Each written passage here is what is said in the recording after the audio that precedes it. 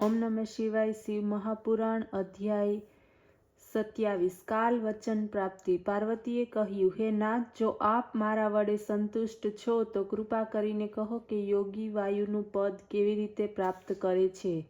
આ સાંભળીને મહાદેવજી બોલ્યા, હે ચંદ્રવદની, સાંભળો. ઉમરામાં મૂકેલા દીપકની જેમ હૃદયમાં સ્થિત વાયુ અંદર તથા બહાર બંને તરફ પ્રકાશ પાથરે છે. જ્ઞાન, વિજ્ઞાન, ઉત્સાહ વગેરે સર્વ વાયુ દ્વારા પ્રવૃત્ત થાય છે. તેથી જેમણે પવન ઉપર વિજય મેળવ્યો છે, જેવી રીતે લુહાર મોઢામાં ફૂંકણી રાખીને વાયુ ભરી પોતાના કાર્યમાં રત રહે છે, એ જ રીતે યોગી પણ વાયુ ભરવાનો અભ્યાસમાં પરિપક્વ થતા યોગીને હજારો નેત્ર તેમજ હજારો હાથ પગ થાય છે. પછી તે સર્વ ગ્રંથિઓની બહાર 10 આંગળ ઉપર રહેતો થાય છે. પ્રાણાયામ તે કહેવાય છે, જેમાં મસ્તક તેમજ વ્યાહતિઓથી સાથે ગાયત્રી મંત્રનો જપ કરવામાં આવે તો પ્રાણવાયુનો નિરોધ થાય છે.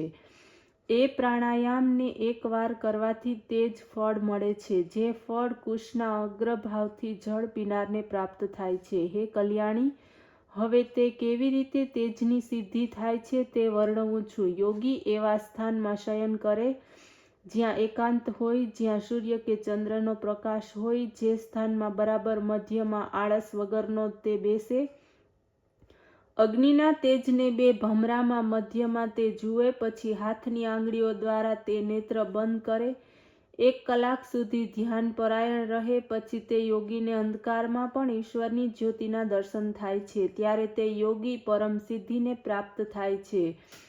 એને કારણ પ્રથમ આવેશ, પારાકાયા પ્રવેશ, આણીમાદી ગુણ સિદ્ધિ તથા મન દ્વારા જયું છુપાઈ વગેરે સર્વ કંઈ પ્રાપ્ત થાય છે. ત્યારે તે પરમાત્મા તત્વને જાણીને મૃત્યુથી છૂટી જાય છે. એનાથી વધીને કોઈ પણ મોક્ષ પ્રાપ્ત કરવાનો ભિન્ન માર્ગ નથી. હે કલ્યાણી, ધ્યાન યોગીઓને તુરીય ગતિ પ્રાપ્ત થાય છે. હવે તેની આગળની વિધિ કહું છું. યોગી શરીરને ઊંચું કરીને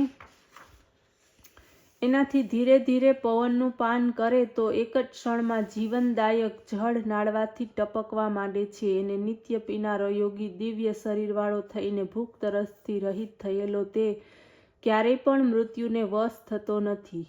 અધ્યાય 18. સાયા પુરુષ વર્ણન. પાર્વતી